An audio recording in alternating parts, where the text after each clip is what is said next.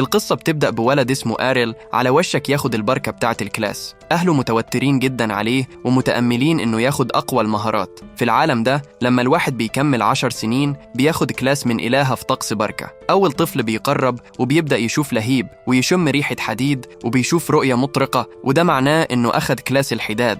أخت آريل بتفكره إن النسب بيلعب دور كبير جدا في الكلاس اللي بتاخده، وده عظيم بالنسبة لآريل عشان عيلته مشهورة بالكلاسات بتاعتها. كلهم بيشجعوه لما يجي دوره وبيهمسوا عن والدين آريل. أبوه هو الأرشيماج ليون وأمه معروفة باسم أميرة السيف فارا. الاتنين عندهم كلاسات متقدمة، فعشان كده في توقعات كبيرة لآريل. آريل بيقفل عينيه استعداداً للبركة، بس ما بيشوفش حاجة خالص. الكاهن بيتلخبط تماماً وبيصدم الكل لما يكشف إن آريل لازم يكون من غير كلاس. بعدها آريل بيعمل تدريبه وأهله بيقولوا له ميقلقش. صحيح إن ملوش كلاس، بس أهله بيقولوا إنهم ببساطة هيشتغلوا لحد بعد سن التقاعد عشان آريل محتاجش يجيب شغل. أبوه كمان بيطمنه إن الأمور هتبقى كويسة ومش هيحتاج حتى يفكر إنه يعمل انتحار. آريل مش بيحب يسمع النوع ده من الكلام وبيشرح لأهله إنه مش ناوي يعيش على حسابهم للأبد. في الحقيقة آريل مش مضايق من الخبر عشان هو بيتدرب على المبارزة من صغره. أكيد الحياة كانت هتبقى أسهل بكتير عليه لو كان أخد كلاس المبارز وكل المهارات اللي بتيجي معاه. بس آريل مش مستسلم، هو بيؤمن بقوة الشغل الجامد، والشغل كان جامد فعلا عشان آريل أبدا ما سهلتش التدريب. حتى من غير كلاس أو أي مهارة آريل متأكد إنه هينجح. عيلته بتحمس قوي المرة دي، فآريل بيروح لميدان التدريب. هناك شوية عيال بيتبرزوا، وواحد منهم بيقول إن لما يبقى عندك مهارات بيخلي جسمك يحس إنه بيتحرك لوحده. العيال بيتسألوا إيه اللي بيعمله آريل اللي من غير كلاس هناك، فآريل بيشرح إنه ببساطة موجود هناك عشان يتدرب زي كل الباقيين. واحد من العيال المغرورين بيقول إنهم مش بيتدربوا، هم أصلاً مبارزين بسبب الكلاس بتاعهم وموجودين هناك بس عشان يختبروا مهاراتهم، وهو بيتفرج عليهم وهم بيتبرزوا. بيشرح إن أول مهارة اللي المبارزين بيتعلموها هي المبارزة الأساسية اللي لوحدها بتحول عيال عاديين زي الناس دول لمقاتلين أقوياء جداً. آريل بيطلب إنه يتبارز مع واحد منهم، بس العيال بيضحكوا كتير على طلبه، بيقولوا إن آريل ملوش كلاس فمش هيبقى عنده أي فرصة ضدهم. آريل بيصر، فالعيال بيزعلوا من ثقته وبيقبلوا التحدي بتاعه. قبل ما يبدأوا مع ذلك بيتأكدوا الأول إن آريل عنده الحماية الإلهية. الحماية الإلهية هي بركة تانية بتتاخد من الإلهة، بس دي بتدي للكل عند الولادة. على عكس الكلاسات، الحماية الإلهية زي شبكة شفافة بتحمي الجسم وبتمتص الضرر. مع ذلك لما تاخد ضربات كتير ممكن تخلص. فوق ده كله الناس برضو دايما بتحس بشوية ألم. الولد مبسوط إنه عارف إن آريل عنده حماية إلهية عشان ده معناه إنه يقدر يضربه من غير ما ياخد روحه. آريل بيقول للولد يكون مستعد لنفس الحاجة، بس العيل ده زهق من ثقة آريل. بيبدأ الهجوم الأول بس بيتصدم لما آريل بيقف بثبات. أكيد الولد بيفضل يحاول بس ما بيوصلش لحاجة، فصاحبه بيقول له يبطل يلعب. الولد بيحاول ويحاول بس آريل بيصد كل حركة، فالمتنمر بيقول لصاحبه إنهم لازم يهاجموا آريل مع بعض.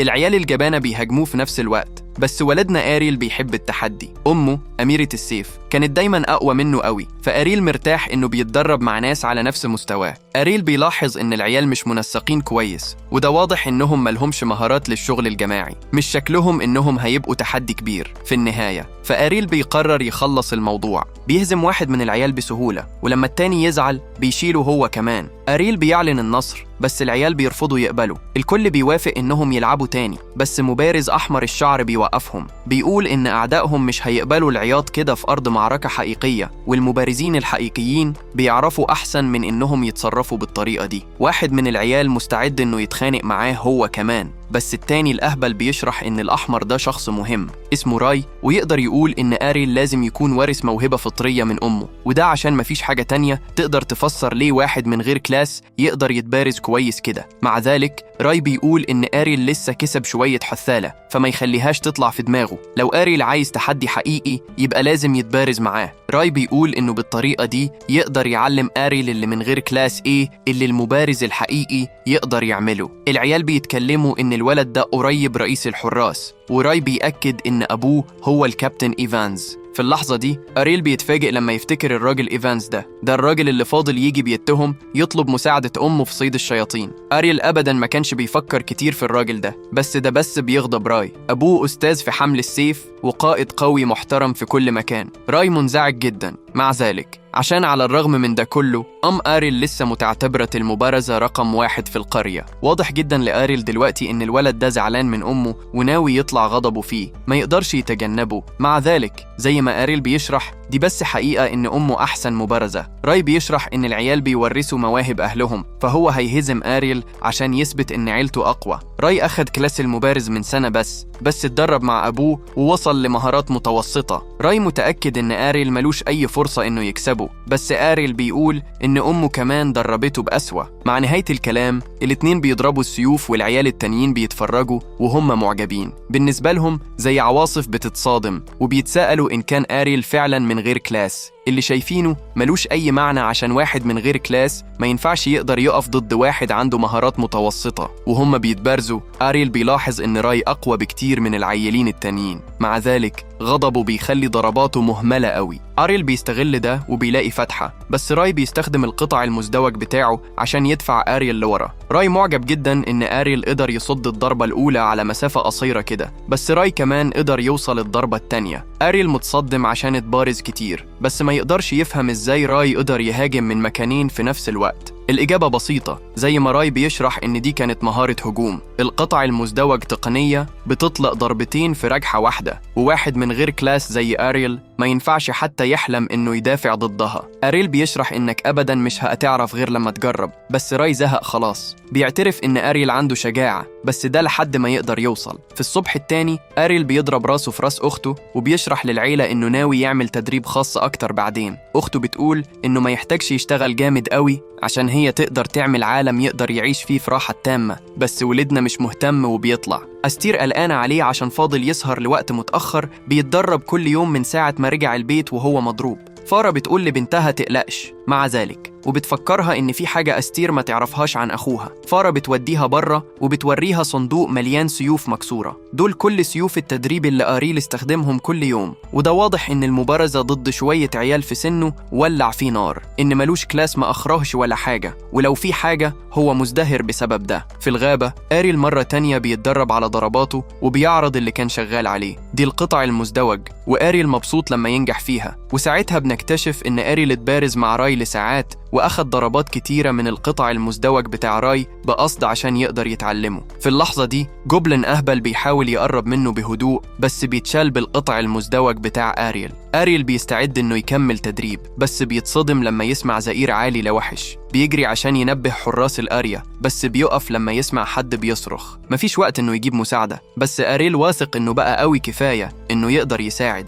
بيكتشف إن الصراخ كان من راي، اللي يبان إنه كان بيتدرب في الغابة زي ما هو كان بيعمل. المهاجم جوبلin كبير جدا، واحد بحجم ما ينفعش يبقى في المنطقة دي. راي يبان إنه شال شوية جوبلينز صغيرين، بس الكبير ده مشكلة ضخمة. أريل واعي للخطر كويس، فبيفكر في إزاي محتاج يركز على موضعه في الهجوم ده أكتر من طقطقة رسغه. التوقيت هيبقى كل حاجة، بس أريل متأكد إنه هيقدر ينقذ راي بييأس من الأمل عشان حياته قرب تخلص، وبيعتذر لأبوه إنه فشل. مع ذلك في اللحظة دي راي بيتصدم لما الوحش بيتضرب بهجوم. أريل مبسوط إن توقيته نجح، بس راي مش كويس قوي. الحماية الإلهية بتاعته خلصت ومحتاج مية مقدسة فوراً. للأسف بتاعته اتخربت في المعركة، فأريل بيخليه ياخد بتاعته، وده بيشتغل، فراي بيقدر يتعافى. بس الحاجة الوحيدة في دماغه هي إيه التقنية دي اللي أريل استخدمها. أريل بيشرح إن دي كانت القطع المزدوج، بس راي بيتضايق وبيرفض يصدق. القطع المزدوج حركة معقدة عيلته بس يقدروا يعملوها لو عندهم المهارة، اللي من غير المهارة ما ينفعش يقدروا يستخدموها بأي شكل. أريل بيوافق إنها معقدة جداً، بس ده بس كان معناه إنه كان محتاج يبذل وقت ومجهود أكتر عشان يتعلمها. راي ملوش فكرة يقصد إيه، فأريل بيبسطها له. أي حد بقوة وسرعة كافية يقدر يعمل الهجوم لو يظبط التوقيت الصح. واللي ساخر إن راي هو كل السبب إن أريل قدر يكتشف ده من الأول. خلال المبارزة راي استخدم المهارة مرات كتيرة، والشوفان والتجربة هو إزاي أريل اتعلم يستخدمها. ده كل اللي أريل قدر يفكر فيه من ساعة مبارزتهم. راي لسه مش قادر يفهم. أريل ببساطة بيشرح إنه بيكره يخسر، وكان عايز بس يتأكد إنه هيكسب المرة الجاية لما يتبارزوا. أريل اتدرب جامد بس عشان كده، وفي النهاية عوض. راي أخيراً بيقبل وبيقرر إن لو ده فعلاً هدف آريل يبقى لازم يعملوا الريفنش دلوقتي. آريل أنقذ حياته وشارك المياه المقدسة بتاعته معاه، فراي بيقول إن ده أقل حاجة يقدر يعملها. المعركة بتبدأ بعدها على طول، وراي بيتصدم لما قطوعه بتتحرف بقطوع آريل. اللي أكتر صدمة مع ذلك إن حاجة بتضربه، وآريل بيكشف إنها كانت قطع ثالث. راي بيغضب عشان اسم الهجوم واضح إنه المفروض يبقى ضربتين بس آريل بيقول إنه مش محدود زي راي. القطع المزدوج بتاع آريل مش مبني على إن عنده مهارة، فملوش أي قيود. على عكس راي اللي بيعتمد على المهارة، آريل يقدر يغيره قد ما يعوز على حسب قد إيه بيشتغل جامد. راي صعب عليه يقبل ده كله، وبيلخصه في حاجة مش أكتر من زيف من غير كلاس. ببساطة ملوش معنى إن تقنية آريل تبقى أقوى من واحدة لمبارز حقيقي. آريل بيقول إنهم محتاجين بس يفضلوا يختبروا مين أقوى، وراي موافق تماماً. الاتنين بيكرهوا يخسروا وعنيدين جداً. راي بيفكر في إزاي يشتغل جامد قد آريل لو مش أكتر، ومتأكد إن سيفه أسرع. راي بيحاول يراقب الهجوم بعناية عشان يقدر يشوف القطع الثالث، بس آريل سريع قوي. آريل بيكسب مرة تانية وبيقول إن ده بالظبط زي أول مبارزة بينهم، غير إن راي هو اللي على الأرض المرة دي. كل اللي راي عايز يعرفه هو ليه سيف آريل كان أسرع تاني، وبيتساءل إن كان ده عشان آريل كان ماسك نفسه معاه قبل كده. آريل بيشرح إن ده مش السبب خالص، في الحقيقة تحسنه السريع كله بفضل راي. بعد ما شاف القطع المزدوج المظبوط بتاع راي من قريب تاني، آريل ظبط قوة رجحته وحسنه. راي أخيراً بيقبل هزيمته الساحقة، وآريل أخيراً بيطالب بنصره. بعد أيام والدين آريل بيتناقشوا في إزاي راي سافر لمدينة السيوف. فارا كانت بتشتغل هناك من سنين، وكانت في جلدة قبل ما تتجوز. المكان ده يبان رهيب بالنسبة لآريل، فهو متأمل يروح هناك يوم. أكيد هو ملوش كلاس، فهو يقدر بس يتساءل لحد فين يقدر يبقى قوي من غير كلاس، وعايز يكتشف. بعد شوية سنين بنشوف مجموعة رايحة لمدينة السيوف، بينهم مبارز وبربري، وبيوافقوا إن المدينة دي مدينة أحلام لأي حد بيمسك سيف. البنت عايزة تنضم للبربري، بس هو ما بياخدهاش على محمل الجد بسبب طريقة لبسها. البنت بتشرح إن السرعة هي كل حاجة لمبارز مزدوج، فاللبس الخفيف بيديها ميزة استراتيجية. السواق بتاعهم مبسوط لما يسمع قد إيه هم أقوياء، عشان ده هيبقى ضروري للقتال ضد الحشد الضخم من الوحوش اللي ظهر للتو.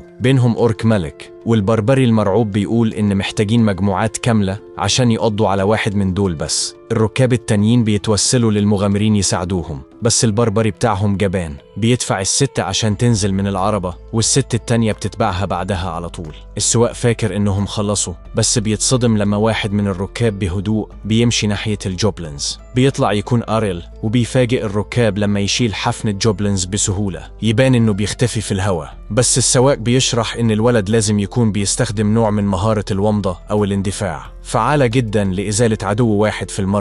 بس السواق بيتساءل آريل هيعمل إيه لما يبقى محاصر. آريل عنده إجابة ليه ده كمان، عشان بيلف بعنف وبيشيل المجموعة كلها، والسواق مش مصدق اللي شافه للتو. الولد ده استخدم مهارة حركة الهجوم المضاد لأميرة السيف من الكلاس الأعلى، بس تقدر تستخدمها، اسمها رقصة النصل. ده المفروض يكون مستحيل عشان أميرة السيف كلاس الستات بس يقدروا يوصلوا له، فده بيخليهم يتسألوا مين الولد المجنون ده. من غير ما يوقف آريل بيروح على طول للأورك الملك. فوراً بعد ما يتفادى هجومه، آريل بيغرس سيفه بعمق في جمجمة الأورك، والمعركة بتخلص. آريل بأدب بيطلب من السواق يكمل الرحلة عشان هو بس عايز يتدرب ويبقى أقوى. طفل ما يقدرش يمنع نفسه يسأل آريل إيه الكلاس بتاعه، وآريل بيفاجئ المجموعة لما يكشف إن ملوش. نظرة للوراء 5 سنين فاتت بتودينا لما آريل كان لسه اتعلم القطع المزدوج.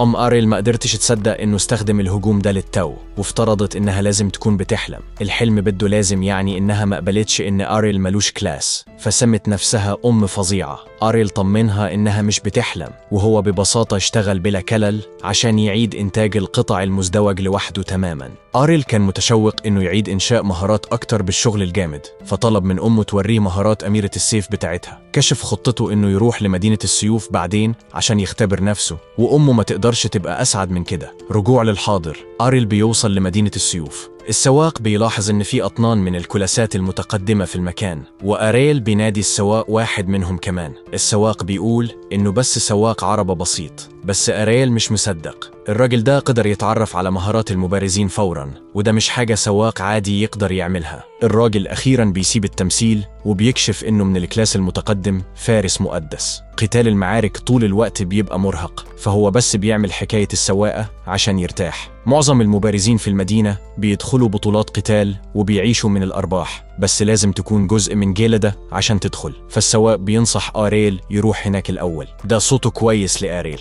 عشان كل الهدف من مجيئه هنا كان القتال ضد أقوى المحاربين اللي يقدر يلاقيهم. وآرون بيدور على جلدة ينضم له، بيشوف إن في كتير منهم وكل واحدة عندها معاييرها للانضمام. في اللحظة دي بنت بتحاول تتسلل ليه، بس بتتصدم لما يتفادى من غير حتى ما يشوفها. البنت بتعرف إنه جديد في المنطقة، فبتقترح إنه ينضم للجلدة بتاعتها. صدف إن عندهم مكان فاضي، فبتوريه عقد التسجيل. آريل شاف إن بعض الجلدات يبانوا يائسين لأعضاء، فبيرفض عرضها. البنت مش قادرة تفهم ليه، حتى ما بيبصش على العقد. فآريل بيشرح إن يأسها بس هيجي من جلدة صغيرة ناقصها أعضاء. اسم البنت دي ليليا، وبتشرح إن الجلدة بتاعتها في الحقيقة مشهورة جدا. آريل يبان عنيد جدا بالنسبة لها، فبتعرض تديله ميزة إضافية، لو ينضم هتمنحله امتياز إنه ياخدها في موعد. آريل مهتم أقل دلوقتي. البنت بتتضايق لما آريل بيسأل إيه أقوى جلدة، بس لسه بتقوله إنها النسل الأسود. عندهم مبارز رانك إيه، فهناك آريل بيقرر يروح. آريل بيحاول يسجل لاختبار الدخول،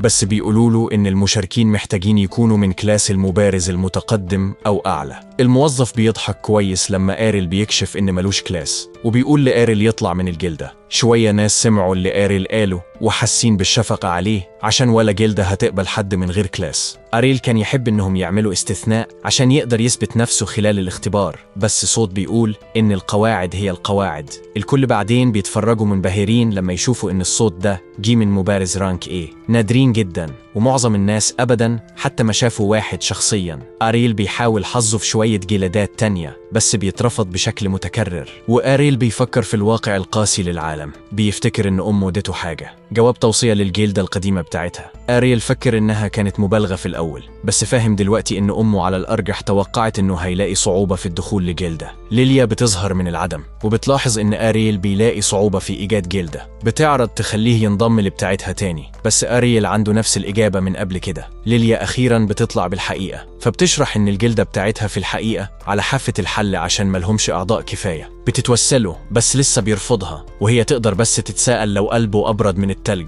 ليليا حتى بتعرض تنظف جزمته لو ينضم، بس عشان تكتشف إن آريل راح، بس بتوعد إنها أبدا ما هتستسلم. بتلحقه مرة تانية، بس آريل بيرفضها قبل حتى ما تاخد فرصة تسأل. ليليا بتشرح إنه ممكن كمان يعدي من هناك عشان الجلدة بتاعتها حرفيا على بعد بلوك واحد. وآريل بيتفاجئ لما يشوف قد إيه كبيرة. ليليا ما كانتش بتكذب عن الجلدة بتاعتها إنها مشهورة، بتعترف إنهم بس ظل لما كانوا عليه. الجلدة بتاعتهم أضعف واحدة من الكل دلوقتي، بس واثقة إنهم يقدروا يستعيدوا مجدهم القديم. بتعلن إن ناب التنين خالد، وده بيفاجئ بطلنا. بيطلع إن الجلدة اللي ليليا كانت بتتكلم عنها طول الوقت ده هي نفسها اللي أمه كانت فيها. لما يدخلوا، ليليا بتوبخ أبوها عشان سكران تاني، هو زعيم الجلدة ومعروف بملك السيف المزدوج، حاجة مش صح. فآريل بيلاحظ إن الراجل ناقصه ذراع. زعيم الجلدة ما يبانش إنه يهتم بحاجة، فبيقول لآريل ببساطة يمشي عشان الجلدة بتاعته محكوم عليها بأي شكل. ليليا بتشرح إن أبوها كان واحد من أحسن 2 مبارزين في المدينة، بس بقى قشرة من نفسه من ساعة ما خسر ذراعه. ليليا متأكدة إن آريل مش هيحب ينضم دلوقتي، بس آريل بيصدمها لما يقول إنه هينضم. ما كانش حتى يقدر ينضم لجلدة مختلفة لو حب، فبيوقع على العقد. ليليا فاكرة إنه لازم يكون بيهزر لما تقرأ إن ملوش كلاس، بس آريل عنده دليل. تصرف ليليا بيتغير تماما بعد ما تعرف إن ولدها ملوش كلاس، وبتهدد تقطع راسه لو ما يلغيش العقد اللي وقع عليه للتو. الوضع انقلب تماما، فآريل مش عايز. وليليا بتقول إن ده ممارسة شائعة لكل اللي بينضموا لجلدة يكون عندهم على الأقل مهارات المبارزة الأساسية من كلاس زي مبارز أو فارس. ليليا بتنادي آريل محتال عشان كان بيتصرف متفوق وقوي قوي، وهو بيرفضها. إنها أبدا ما كانت فكرت إنه هيطلع من غير كلاس. بتفترض إن آريل مش هينفعهم، وبتحدد إن الجلدة بتاعتهم فعلا مقدر لها الفشل. بنت اسمها راينا بتوصل، وليليا بتحكي لها عن اليوم المخيب اللي كان عندها. راينا بتتصدم لما تشوف إنه آريل، بس آريل ملوش فكرة مين هي. راينا بتشرح إنهم من نفس القرية، وحتى كانوا بيتدربوا مع بعض، بس ده ما بيبانش مألوف لبطلنا. رينا بتقول إنهم اتقابلوا من 5 سنين، بس أريل أبدا ما شافها قبل كده ومتأكد إنه كان هيفتكر إنه قابل بنت جميلة زيها. رينا بتخجل وأريل بيشرح إنه بيفتكر إنه اتدرب مع ولد كان عنده نفس لون الشعر بتاعها، كان الولد اللي استخدم القطع المزدوج وكان ابن الكابتن إيفانز. رينا بتصححه وبتقول إن إيفانز عنده بنت واحدة بس ودي هي. ولدنا بياخد لحظة عشان يستوعب المعلومة دي وبيفهم إن الولد اللي اسمه راي كان في الحقيقة بنت. بيطلع إن رينا حكت قصص عن أريل وإزاي كان الولد الوحيد اللي أبداً ما قدرتش تكسبه. رينا متأكدة إنها أبداً مش هتخسر لأريل تاني، بقت أقوى بكتير في ال5 سنين اللي فاتوا، فبتتحدى أريل لمبارزة تانية. بيروحوا لمنطقة التدريب في الجلدة وليليا بتتساءل لو رينا فعلاً هتتبارز مع راجل من غير كلاس. رينا بتشرح إن أريل في الحقيقة قوي بشكل لا يصدق وبتعلن إنها لازم تكسبه. المبارزة بتبدأ برينا بتستخدم القطع المزدوج اللي أريل بيفتكره من 5 سنين فاتت. مع ذلك استخدامها لده ملوش معنى عشان المفروض تعرف إنه يقدر يلغي ده بتاعه. أريل بيستخدم القطع المزدوج رداً بس بيتلخبط لما هجومها لسه بيضربه. رينا بتقرر إنها بقت أقوى بكتير في ال5 سنين اللي فاتوا وبتكشف إن السيف اللي بتستخدمه دلوقتي أتقل 5 مرات من العادي. بفضل مهارة المبارز القوي المسمى القوة الغاشمة. هجمات رينا بتضرب أقوى من أي وقت فات وبتوعد تستخدمها عشان توقع أريل. مبارز الجوه كلاس مبارز مستوى متقدم، فأريل بيعترف إنها لازم تكون اتدربت بشكل لا يصدق على مر السنين. هجماتها مش بس بتضرب بقوة، كمان سريعة جدا. ثقة أريل ما تتزعزعش، فبيقول إن كان غلط منها إنها تحكي له عن أسرار قوتها. رينا مش قلقانة فبتشرح إن مش هتبقى معركة عادلة لو ما تديش أريل عيب. أريل بيقول إن ده هيبقى خرابها عشان هو قيم سرعتها وحتى مش هيقلق إنه ياخد ضربات أكتر. رينا بتحس بالإهانة من غروره فبتروح لهجوم تاني وبتلاقي فتحة. ضربتها ما بتضربش عشان كانت بس صورة متبقية لأريل وأريل بيضربها من ورا. هجوم رينا بان فعلا إنه ضرب بالنسبة لها وده بيخليها تفهم إن أريل استخدم مهارة الظل. رينا مش مصدقة عشان دي مهارة كلاس أعلى حتى بين المبارزين وبالطالب تعرف إزاي أريل اللي من غير كلاس قدر ينجز ده. بتفضل تهاجمه وأريل ببساطة بيشرح إنه اتعلم بس يتحرك بسرعة كبيرة. رينا متأكدة إن لازم يكون في أكتر في القصة، فأريل بيضيف إن ده اتطلب مجهود كتير. أريل بيستخدم الصورة المتبقية تاني عشان يضرب هجوم تاني بس بيلاحظ إن رينا مش بتخسر أي حماية إلهية. ده مثير للإعجاب جدا. فرينا بتشرح إن مبارزين القوة عندهم مهارة المقاومة وهجمات القطع بتاعت أريل مش كافية تسبب لها أي ضرر حقيقي. أريل عنده إجابة لده كمان فبيستخدم حاجة اسمها الهجوم المضاد للحصول. بيوقع رينا بسهولة وبيشرح إن الهجوم المضاد للحصول مهارة هجوم مضاد لأميرة السيف اللي متخصصة فيها. أريل الفايز بس رينا مش قادرة تفهم إزاي لسه ممكن تخسر له بعد كل التدريب اللي عملته. أريل ببساطة بيشرح إنه كمان كان بيشتغل جامد بس بيتفزع لما رينا تبدأ تعيط. ليليا بتوبخ أريل عشان خلاها تعيط بس رينا بتنكر إنها بتعيط وبتطلع مش بتضحك على حد، فعيطها يقدر يتسمع بيردد في المبنى وهي بتجري بره. بعد اللي شاهدته للتو ليليا بفرح بترحب بأريل في الجلدة. مع حل ده أريل يحب يعرف ليه الجلدة في مشاكل كتير قوي. ببساطة عليهم ديون كبيرة بس ليليا بتقول ما يقلقش، في مسابقة معركة جلدات في أسبوع وديونهم ممكن تدفع كلها لو كسبوا. كانوا محتاجين 3 أشخاص عشان يدخلوا وعشان كده كانت بتدور بيأس على عضو جديد. الجلدة واضح إنها في حالة سيئة جدا فأريل معجب إن رينا صبرت معاهم لوقت طويل قوي كده. ليليا بعدين بتشرح إزاي رينا وصلت هناك. اترفضت في جلدات تانية عشان صغيرة قوي بس ملك السيف المزدوج بفرح طلب منها تنضم للجلدة بتاعته. من اليوم ده رينا كانت عضو مخلص. أريل بيشوف الطريق الواضح لإنقاذ الجلدة بس ليليا يبان إنها بتخبي حاجة. صحيح إن كل اللي عليهم يعملوه يكسبوا البطولة بس بتكشف إن ال3 منهم هيبقى عليهم يكسبوا مجموعة من 5 وملهمش فكرة قد إيه خصومهم أقوياء. مع ذلك ليليا متفاجئة تماما عشان ده بيخلي أريل متحمس أكتر. بيعلن إن القتال ضد خصوم صعب أحسن طريقة لتحسين تقنيته وده السبب الكامل إنه جيل المدينة دي. شكرا على مشاهدة الفيديو لحد هنا. اشترك في القناة لفيديوهات أكتر.